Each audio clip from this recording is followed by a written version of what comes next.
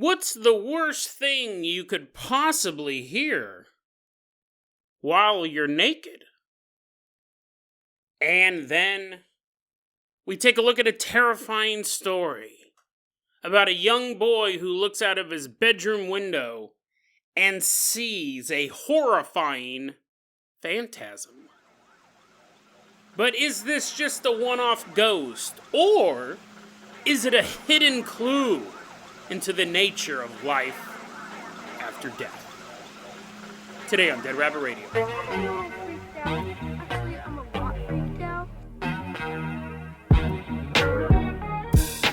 Hey everyone, welcome back to another episode of Dead Rabbit Radio. I'm your host, Jason Carpenter. I'm having a great day. Hope you guys are having a great day too. This is the end of season 25 of Dead Rabbit Radio. I'm going to take 2 weeks off after this week, but we're going to have a slam bang week for you, hopefully.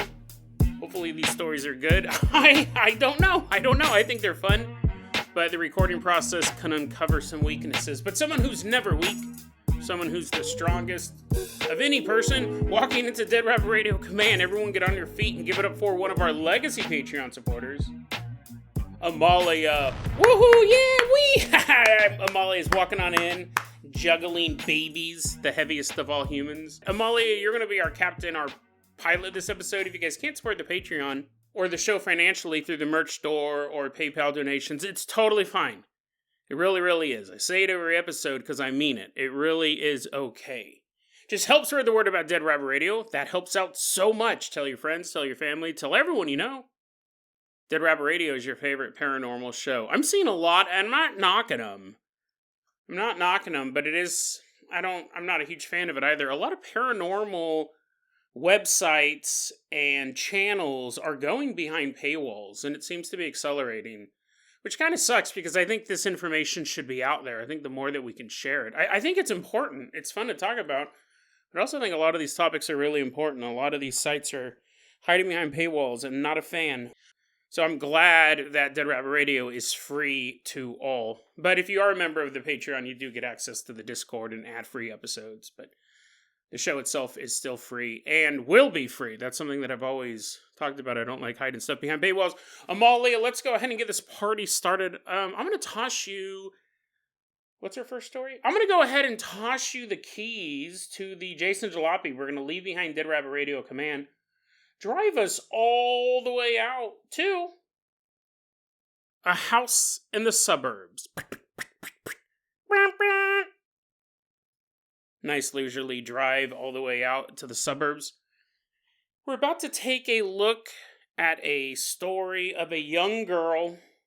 She's coming home from school. I don't know how old she is, but because of the details of the story, we will assume she's a college student. We will assume she's in her early 20s, because if it's younger than that, if this is a high school student, or God forbid, even younger than that, the story's too disturbing. So, in the absence of evidence, we'll say she's far past the legal age. I also got to say a shout out, this is my segue, I got to give a shout out to the last 747. 747's been sending me a bunch of stuff. Really, really appreciate it. Sent me over this story. So, let's go ahead and take a look at this young woman, this college student we will call Becca. We don't have her exact name, but we'll go with that. Becca gets off of school. She comes home. She's like, man, that advanced physics class in college was so difficult today. I learned about gravity. I learned about gravity. Stuff that goes up must come down. That was day one. Who knows what physics I'm going to be taught tomorrow, but it's been a long day of learning about how stuff happens to other stuff. Becca goes, ugh, such a long day. I'm going to come home. It's time to change out of these school clothes. So she walks. I haven't heard of this before. She walks into her closet to change her clothes. I can understand if you want a little bit of privacy, but Becca's home alone. She goes into her closet to change her clothes, taking off her shirt or blouse, I don't know, taking off her pants, and now she's standing there in her undies, and She's looking for what? Oh, what should I wear? Should I wear this shirt? Should I wear these pants? Where'd all my pants go? Oh man, I guess I gotta wear a skirt. She's standing there in the closet. She's nearly naked, and that's when she hears meow.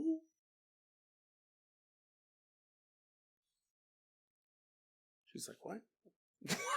What in the world was that?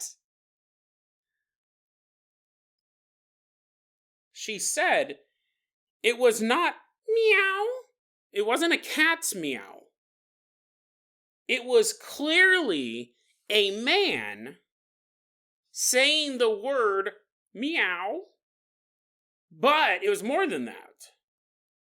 Again, the house is empty. If a guy just said hello, that would be creepy enough. It was a man saying the word meow, but he was saying it in a very suggestive way. She said it sounded like the way that a horny man might address somebody else if they were saying the word meow. Meow. Maybe I'm not horny enough right now to convey the full feeling of what it sounds like, but she said it sounded like a horny man pretending to be a cat. Now, because she's home alone, and because that's just weird, and she looks around, she doesn't see a man in her closet, which would be 10 times, I don't know, would it be more terrifying? She hears meow. I should have taken a Viagra before recording this episode. She runs out of the closet. It terrifies her. She runs out of the closet. She grabs a shirt first. She grabs a shirt, throws it on, runs out of the closet.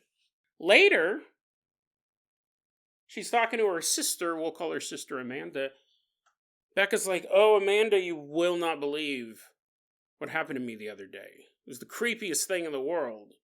I was in my closet getting changed, and I heard a man say meow in a very suggestive way.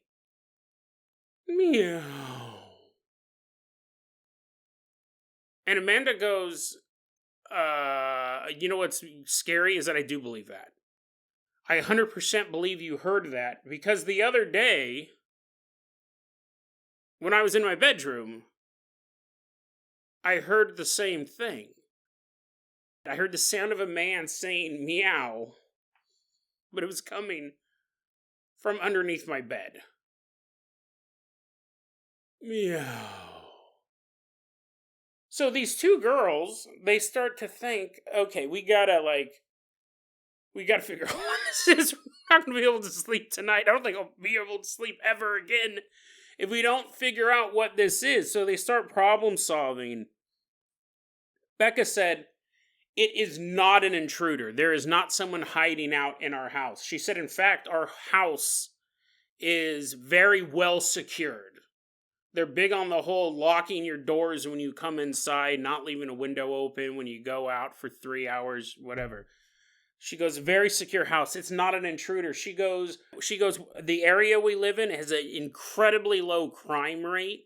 The chances of someone breaking in just to steal something is super low. She goes, but even if it was an intruder, where I heard it from when I was in the closet, she goes, there is no attic in the house. She goes, there's nowhere to hide in the closet where you would have been able to say that. But I clearly heard it in the closet. My sister heard it underneath the bed. And she goes, the voice was so clear. I heard it just like I would hear another human talk. She goes, I don't even know if it's a ghost. She said it just sounded so much like a living, breathing man. But it can't be a man because there's no place for him to be in here. And it might be a ghost, but she goes, it just came across so clearly.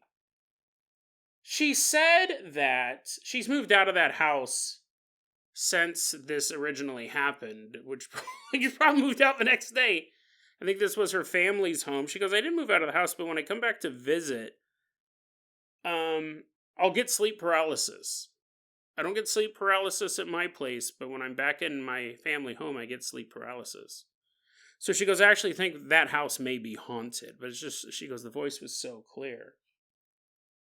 Now, astute longtime listeners to Dead Rabbit Radio may have already made this connection. The reason why the last 747 sent this story over to me, because back on episode 775, this is so bizarre, back in episode 775, we covered a story about a person who was hearing a man imitate a cat in their house. They said that they clearly heard the sound of a man going, meow. And they heard it several times. There was nothing about horniness. There was nothing about a sexualness to the meow. But we now have two different accounts of this that are not related. Like we say on the show, one time I always get this, I made up this saying and I need to write it on a whiteboard, leave it in my house. One time is an experience, 2 times is a coincidence, but 3 times is a phenomenon. This could be one of those weird stories that there's a lot of them out there. We've covered some stuff like that, like the black bedrooms. People will post saying, I had this crazy experience. I woke up and my room was pitch black and endless. I got out of bed and I was walking around. I could never find the light switch. I could never even find the wall. Some people look out their bedroom window and see the surrounding areas in their neighborhood are the same, the buildings and the trees, but it's pitch black. Like all the lights are shut off. Just looking down these dark streets. Each person who posted those stories thinks they're the only one who experienced that. We covered the story about the phantom hands chasing children. And a lot of people who post those stories go, I thought I was the only one who grew up in a house where these hands would chase after us. We'd be in the basement and these hands would run up the stairs, or the hands would creep out from underneath our bed. These very individualized stories that actually point towards a new type of paranormal phenomenon, and this could be the same thing. There could be other people who hear this who don't know what it is. They don't automatically think it's a ghost. Assuming they survived their heart attack after hearing it, they may not think of going online and talking about it. So thank you, the last 747. This is our second story here where we have the sound of someone imitating a cat, and we just don't know what's causing it. In that house, if I remember correctly, I didn't re-listen to that episode for this, but I took another look at the show notes. I believe that house also, the other story we covered in 775, that one I think was also a haunted house. They had some paranormal phenomenon going on in that house, and then they heard a human man say the word meow. I'm going to throw this out there too. It's possible that it's a prank. It would be fairly easy to set up some sort of recording device or broadcasting device like a walkie-talkie, or have just a phone on, someone's in the other room playing a prank. That's possible. We're not going to discount that, but still weird. Even if that was the case, even if their brother was like, oh, sis, I gotcha that time when you were naked in your closet, that was me being horny. I mean, it was the man. It was the ghost man being horny. I mean, it was a prank. It's possible, but it could also be a very bizarre paranormal phenomenon we're going to see more of. I did look into Becca's posting history. She posted this online underneath the name Aggressive Word 9087. Her posting history is fairly normal. I don't see a lot of other paranormal stuff. She did post in a sugar baby subreddit, which long listeners at Dead Rabbit Radio will remember my sugar baby episode. That's sugar babies and sugar daddies. Those are women who are looking for men with a lot of money, and sugar daddies are men with a lot of money who are looking for younger women that they can shower with gifts. And then my episode targeted the subculture of the salt daddies, which even to this day I find absolutely fascinating. I was looking through Becca's posting history. It's like, all right, I get to talk about salt daddies again. Salt daddies are men who pretend they have a ton of money. It's so funny because basically you have a symbiotic relationship between sugar babies and sugar daddies. No one's really taking advantage of either person. They know what they're getting into. A salt daddy is like the parasitic organism. It's the leech on the side of this family of fish swimming by. It's hilarious. But anyways, Salt Dad, I'll put that episode in the show notes. Amalia, let's go ahead and toss you the keys to the world famous Carpenter Copter. We are going to leave behind this woman and her closet. Why don't you fly us all the way out to a little boy's bedroom? We're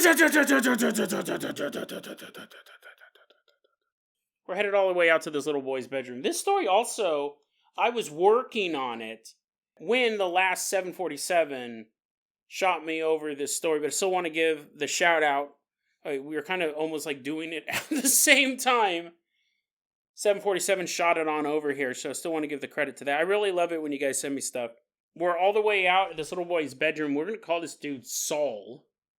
And Saul is a 4-year-old boy, and he's sharing a bedroom with his brother. And they're on bunk beds. They're sleeping on bunk beds. And this particular night, Saul wakes up because he begins hearing the sound of metal clank against metal. Clang, clang, clang, clang, clang, clang, clang, clang. He's hearing this noise. He's like, what in the world is that?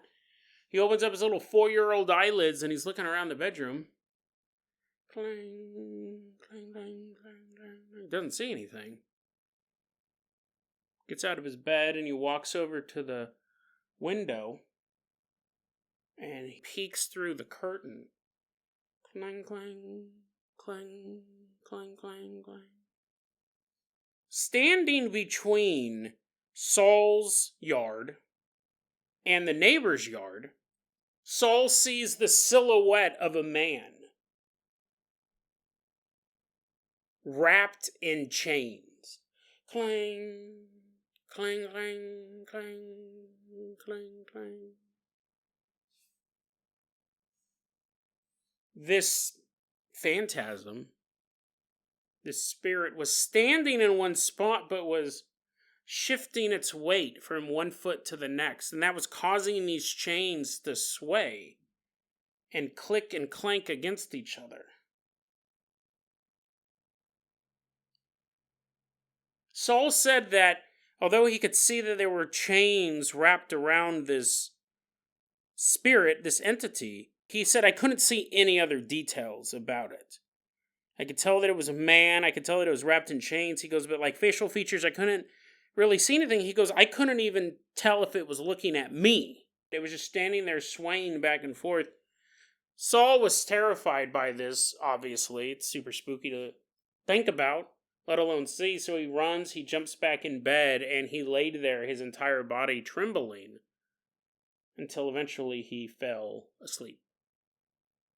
It's a simple story. That's not it. We got a bunch of more stuff to talk about, but that's the story itself. It was posted online under the name Suitable Soil 5710. And I read this story, and I kind of probably have the same thought that a lot of people listening to this have, and the same thought that the last 747 has. I mean, first off, what was this individual spirit? But then it pops in your head, why do ghosts traditionally have chains? It's such an interesting thing because this might be, and I could be wrong, we've done, over 1,200 episodes at this point. This might actually be one of, if not the first story we've talked about a ghost wrapped in chains. Although that is a very stereotypical type of ghost. If you watch an old sitcom and someone's pretending to be a ghost, they'll have the white sheet over them, but a lot of times they'll have the chains too, and they'll clink them together, and they're like, Arnold, take off that outfit. No one thinks you're a ghost. What you talking about, Willis? I'm a ghost. The clinking of the chains, you'd see in like Scooby-Doo and stuff like that. You'd see it in mainstream ghost accounts. So why? It's interesting because somebody has done the research into why this is a trope. Now, again, we don't see this nowadays in a lot of ghost lore. You'll see more just the plain white sheet. But for a long time, that was the typical thing, the ghost in chains. A long time ago, we did an episode. It's one of my favorites. I haven't listened to it in years. When I say it's one of my favorites, I mean the story that we talked about, not necessarily my presentation. But I'll put it in the show notes. It's why ghosts traditionally have white sheets, which is still very ingrained in pop culture. It's because in England, I think it started in England during the 1800s, when people died, the first thing they would do is wrap them in a white sheet and then tie it shut at the feet. And you would have these stacks of bodies. I think there was some sort of plague or some sort of, I don't know, maybe it's Jack the Ripper upping his body count, but that was very stereotypical that when you saw a white sheet and it was tied off at the ending, that means there was a dead body in there. Sometimes it might even be the sheets from their bed. Sometimes the coroner or the mortician may bring a sheet to wrap. It was a very traditional way. So if you wanted to pretend to be a ghost, you were walking around with a white sheet on you. Not with eye holes, although that would definitely make it safer. But that's where the idea of the ghost being nothing but a white sheet comes from. It's because for a period of time, that was how you stored dead bodies. I'll put that episode in the show notes. And when I was thinking about it, I read that story and I go, why do ghosts have chains? Because you don't see it that often, but you see it nowadays. But you see it often enough the farther you go back. Why is that the case? Well, let's take a little history lesson. I thought this was super fascinating. I got to give a lot of props to Jim Moon. He has a website called Hypnogoria, which is a website as well as Britain's longest running horror podcast. To give it a listen, I haven't had time to listen to it, but I definitely read this article. Great work, Jim Moon. He has the same thought. Why do we have ghosts with chains? Why is that a literary device? Because obviously when you say ghosts and chains nowadays, I think the first thing people think of is Jacob Marley from A Christmas Carol. And that's what I figure, right? I go, well, he was such a famous ghost. That might be one of the first ghost stories you hear as a kid, is A Christmas Carol. And Jacob Marley has chains. The chains represent the sins that he made in life. The chains, what's the line? We forge the chains in life that we carry in death. So it's this physical representation of sin. The more sins you commit as you're living, the heavier your chains will be. So let's take a look. In A Christmas Carol, there is this line. There is this line and it says, quote, "Get your Christmas caps on, get your hot chocolate ready. We're going back to Christmas time." This is the first appearance of Jacob Marley in front of Scrooge. Spoiler alert. Quote, "The bells ceased as they had begun together. They were succeeded by a clanking noise deep down below, as if some person were dragging a heavy chain over the casks in the wine merchant's cellar. Scrooge then remembered to have heard that ghosts in haunted houses were described as dragging chains." Okay, so he's not the reason. He may be the reason why we associate ghosts with chains. But this predated that. Charles Dickens was like, oh, if I'm going to have a ghost, then it better have chains. Because everybody knows ghosts have chains. Scrooge goes, well, of course this makes sense. Every ghost has chains on them. So I must be hearing a ghost, or it's a bad bit of cheese in my stomach. Christmas Carol was written in 1843. So at that point, it was already a cliche. If Jacob Marley had shown up without chains, people would have been like, confused. Is it a ghost? He's not chained up. So where does this story start? Where does this stereotype of a ghost with chains start? Jim Moon did a fantastic job tracking the history of this. I'm going to jump to the end, because that is the most popular one, is A Christmas Carol. I'm going to go all the way back to where Jim Moon tracked this down. This is nuts. Let's go all the way back to ancient Greece. We're traveling all the way back to ancient Greece, somewhere around the birth of Christ. We're talking 50 BC to 7 AD is when this story took place. Back then there was this house in Athens. It was a nice house. It was a large house. Everybody liked it, but nobody could live there. The story had gone out all around town. Athenians, hear me, hear thee. He corrected himself, and they're like, oh, what?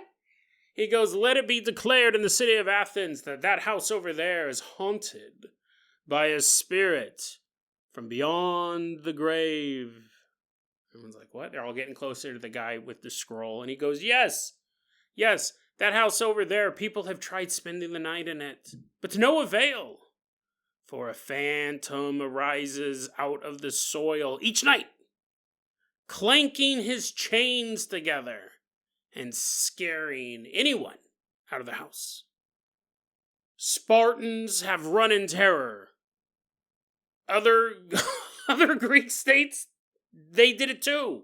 A man from Troy came here. He had a hot date with him. They ran out of the house as well. Everyone's like, oh my God, this is so terrifying. The Minotaur himself fled from this house. Zeus. They're like, okay, we get it. The house is spooky. The house is spooky. Zeus himself launched thunderbolts down on the house. So no one wanted to stay in this house. It was a really nice house, but apparently there was a ghost that would show up in the middle of the night, clanking his chains together. And you would hear the chains before you saw him. It was this old man, this emaciated old man who looked like a bum, would walk through your house banging chains together. I mean, that might be the worst combination of things. If you could have a Venn diagram. An emaciated ghost, that's bad. A loud ghost, that's bad. But then also make him look like a bum. He's wearing the same pants. He has Ugg boots on. He's like, ah. He's walking through the house. And he's super loud. You know, it's like all the worst things, right? So people would run out of the house. Well, there is a philosopher named Athenodorus. And he's hearing this story, and he's all, good job, town crier. But I'm Athenodorus. They named this town after me. And I philosoph right now that I can spend the night in that house. And everyone in the crowd's like, oh, they go, that's why we named the town Athens. Oh my God, that guy's super popular. And he goes, I'm not afraid of no ghosts. He writes that down. He writes that down in his list of philosophies. He's like, oh, that might pay off someday. I'm not afraid of no ghosts. Is an umbrella with a hole in it still an umbrella? He's like, oh, they'll be puzzling over that for years to come. Closes his little philoso book. He goes, I'll spend the night in the house. I'm totally fine with this. In fact, I think it'd be dope to see a ghost. I don't know why everyone's freaking out. It's proof of life after death. So I'm going to go spend the night. And no one can stop me. And everyone's like, well, we're curious too. We're not trying to stop you. Go spend the night. So Athenodorus, it says, fine, okay. He's all sweating. He was all big braggart. He was like, I hope they stop me, because that sounds spooky. And everyone's like, do it. He knows that he has to do this. If he fails, they're going to change the name of the town. They're like, oh man, our town's named after a lame-o. So he does. He actually rents the place out, and it was super cheap, because they couldn't get anyone to live there. So he rents the place out, settles in for the night. Sitting there, he's writing stuff down in his book. Your dad gives you a hammer. It has a handle, a head, and a nail. If you replace the nail, is it still your dad's hammer? And he's like, oh, this is some good stuff. This is some good stuff. Fantastic work, if I say so myself. Athenodorus is hanging out in this house when all of a sudden, clang, clang, ka-clang, ka-clang, ka-clang, ka-clang. He's hearing the sounds of chains rattling, metal striking metal. And he's like, yeah, man, this is what I'm here for. He's peeing his robe. He's like, oh, good thing I'm wearing a robe. No one will see that I'm peeing. I don't know if they wore underwear back then. It might just be a puddle at his feet. But by any account, he's just standing there. If he's peeing on the floor, probably moved over a couple feet. He's like, I'm just renting the place. I'm not worried about that. Clang, clang, clang. Chains are banging against each other. And then he sees it. This old, disheveled man with a long beard and sunken in eyes. He's been starved. He's dressed like a hobo. He's wandering through the house. Clang, clang, clang, clang. The chains are so heavy on such a frail body. And yet he still walks through this home. Athenodorus is completely floored. I'm sure he expected to see something, but this is exactly what they were describing. He's watching this, but he doesn't run away. He watches this old goat, this old man, this old ghost, slowly walk through the house. And Athenodorus begins to follow him. Clang, clang, clang, clang. And then the spirit leaves the house and walks in the backyard. I don't know if that'd be the exact term for it back then. It just opened up to a field that went on for miles, but whatever. This ghost begins walking through part of the property. He's outside now, and Athenodorus is watching him. And the ghost gets to a certain point in the field on this plot of land and then disappears. This house, for a long time, had had this reputation of being haunted. People had seen this thing a lot. You'd rent the house, you may or may not believe in the ghost, but if you rent the house, you're going to believe that first night when that ghost comes walking by, you run out. Then you get new people. They're there. Maybe you don't even tell them there's a ghost. Maybe you just try to get a security deposit or something.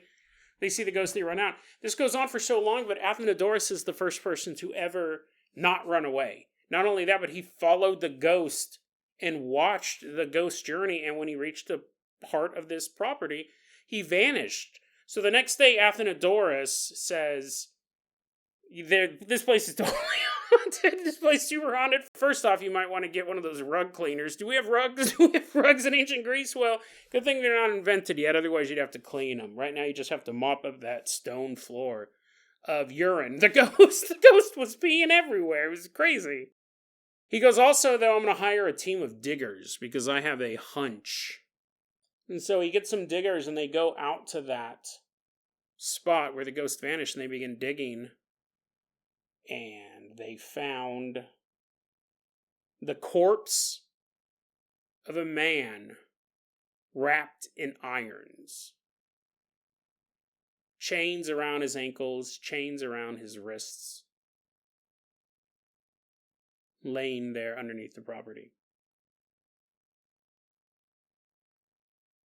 The bones were, what is the term, disinterred? The bones are brought up out of the ground. They're given a proper burial. And the ghost was never seen again. This is not the first ghost story that we have recorded. Because what happened was there was a guy named Pliny the Younger who wrote about this story. He goes, dude, you won't believe. He's like writing letters to this dude named Sura. He's like, you won't believe what I've heard in the town of Athens. You know that guy they named the city after? He's also a ghost dude. Not that he's a ghost himself, but apparently he helps ghosts now, or something like that. Pliny's not really paying attention. He's like, what? He wrote about this it was like 70 AD. So it was a couple decades later, and they don't know. It could have been the next day, like all this stuff, the dating is like between this and 50 years. But Pliny wrote this stuff out, Pliny, whatever his name was, he wrote this stuff out, and it was considered not the first recorded ghost story, but one of the first recorded ghost stories. It was that early on that you got something like this written down, and it influenced ghost stories for generations to come. The idea of being wrapped in irons, just that little seed gets put there and it travels around. And obviously everyone in Athens was talking about it. And so it would also be a cultural contamination out of there, because this was, as far as they're concerned, a verified haunting, a real ghost discovered by a third party. He had really no stake in this, Athenodorus. I mean, his name was at stake. But Other than that, he wasn't the owner of the house. He wasn't trying to turn it into a haunted house, the world's first pay-for haunted house. It's like, it's Scarefest, 70 AD. No, he's like, oh, there really is a ghost there. Let's dig up that hole. Wow, we found a dead body. It's that whole thing that we see even in modern ghost narratives, fiction and nonfiction. This idea of someone not having a proper burial causing the spirit to roam the earth. And that is, Jim Moon goes, this is probably where that story comes from. And you would see stories of ghosts in chains for centuries on, and then it just became a cliche. And now it's actually kind of fallen out of favor. You don't see it as much, but you still see it from time to time. Someone who's going to pretend to be a ghost on a movie, they'll generally also have them with chains. They'll have them rattling something, even though most ghosts don't do that. So, fascinating history lesson. I love finding stuff like this, but let's double back and we'll wrap the episode up like this. What's up with this? What's up with Saul's backyard? Is there a man buried back there? Like, if we take the connection, right? The ghost in chains leading someone to their grave and they found the man in irons. Why? Because seeing an actual ghost with chains is very rare nowadays. I think most of it's because we don't chain people up so much. And it's very interesting, too, that he heard the chains from that distance. The guy was far enough away that he couldn't see many details. He didn't even wake the brother up. But those chains were clanking enough that it woke Saul up. So right there shows some of the weird physics of the paranormal. Wasn't that he heard the sound of metal chains clanking 50 feet from the house? It was loud enough to wake him up, and when he went and checked, that's when he saw this guy in the backyard. He's swaying back and forth. Is there a body there?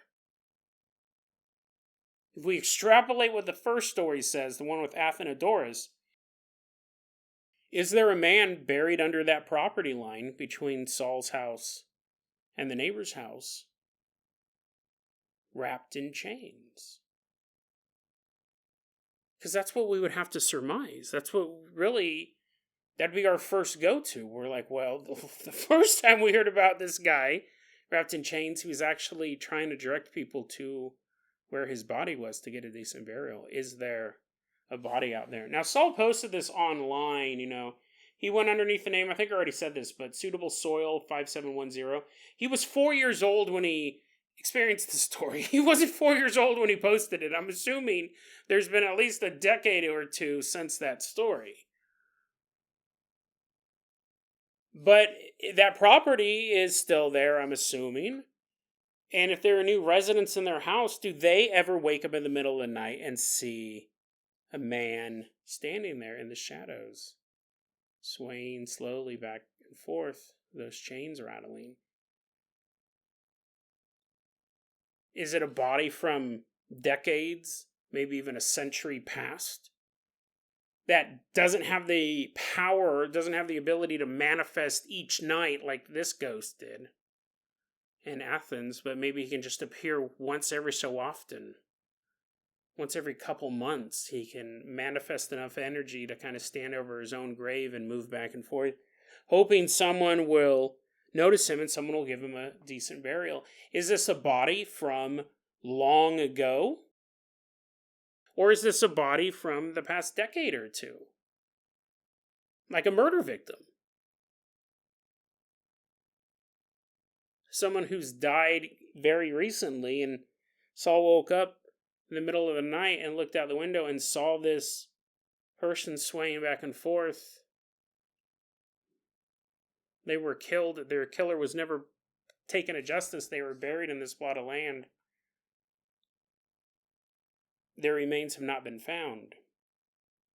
And then you think, we'll just wrap it up like this, because this is just kind of spooky way to end this episode. I imagine, Saul, obviously, he's still thinking about this. He's posting about this, like I said, a decade or two later. It would be horrifying if, let's say, his parents still owned that house. He moved out.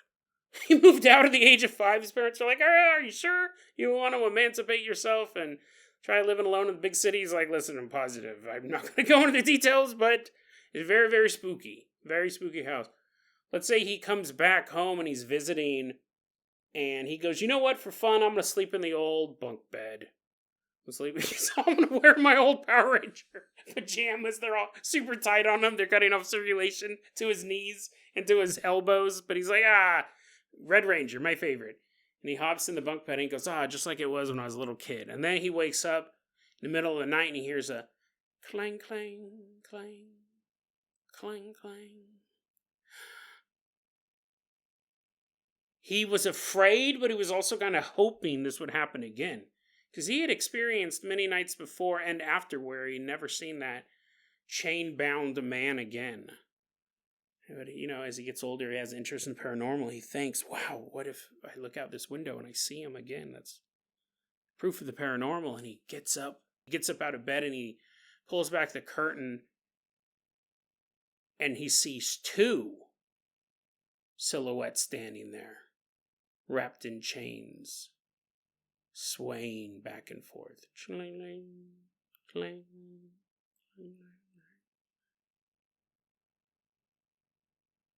A couple nights after that, Saul goes out with his friends in town, has a couple drinks at the local bar, says, okay guys, I'm going to be responsible. I'm not going to drink and drive. I'm going to walk home. And they're like, see you later, Saul.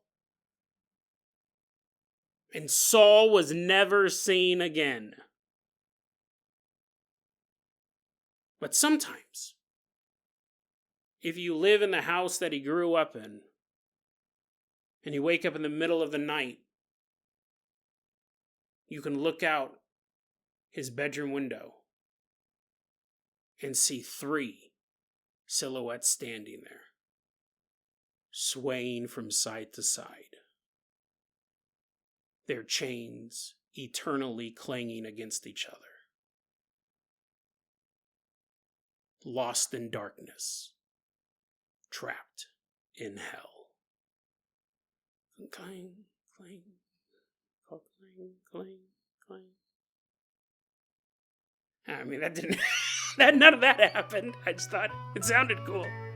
DeadRabbitRadio@gmail.com is going to be our email address. You can also hit us up at Facebook.com/DeadRabbitRadio. TikTok is at Dead Rabbit Radio. Dead Rabbit Radio is the daily paranormal, conspiracy, and true crime podcast. You don't have to listen to it every day. I'm glad you listened to it today. Have a great one, guys.